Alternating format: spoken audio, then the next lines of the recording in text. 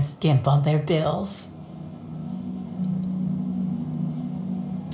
I did not. She had no interest in my seminars, and I had no interest in attempting to convert a stubborn actress.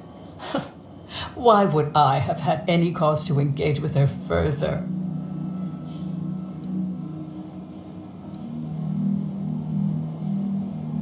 Humors?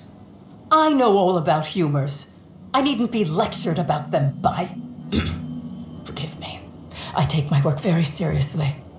Whatever the case, I didn't care to mention Helen's change in decision because she never showed up. I don't see how it matters. Yes. I suppose we can talk about her some more. Why, I've been at the Wilderness Exploitation Reserve for quite some time now, as my disciples can attest.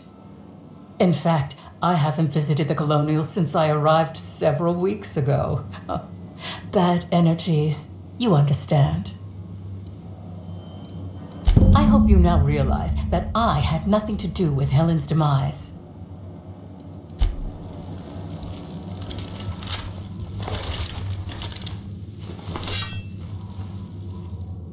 Hello! Welcome to the Prophet of Profitability's Private Prosperity Retreat. Stay positive, and soon all your humors will be balanced. Least, that's what I keep telling myself. Anyway, I'm Aaliyah Mason. I work as the Prophet's right-hand woman. What can I do for you?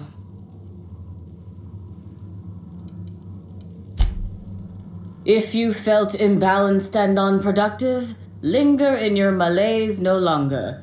We have all the amenities and practices for calming the ill humors strangling your potential. Sit for hours in our sweat house and sweat them out, or stand amidst burning coals and feel your productive inhibitions burn away. And remember, think positive. Positivity equals productivity equals profitability.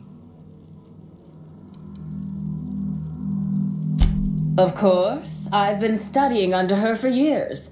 I know each of her techniques more or less by heart, and even have some variations of my own, such as the quintuple daily stomach purges.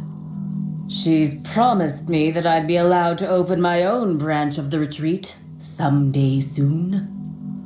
Of course, I've been waiting on someday soon for coming up on 4 years now. I'm sure it's gonna happen anytime now. Oh, terribly sorry if I gave you that impression. I had a cramp. It's better now. I mean, it might be nice if I had a little inclination of whether the Prophet appreciated all the cooking and cleaning and hours of meditation I do on a daily basis. But whatever she thinks isn't for me to question. I'll do my best to be more chipper. Oh my. Yes, this is important enough for me to delay my bi-hourly self-flagellation. Ask away.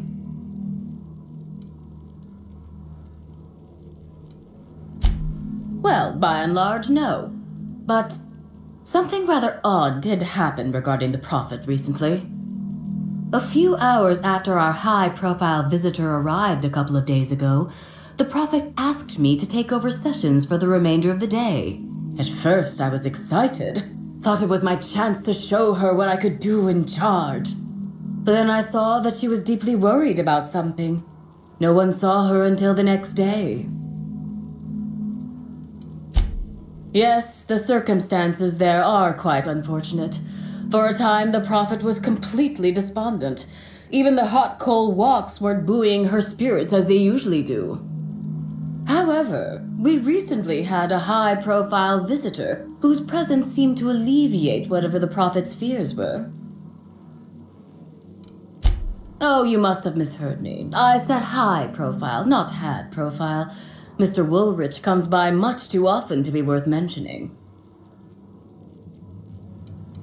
I was here at the retreat in the company of the other disciples and clients. I rarely have more than a few minutes of alone time. Which is fine, of course. I do what I do in the service of the Prophet. who will, I'm sure, reward me for my sacrifice. Eventually. Certainly.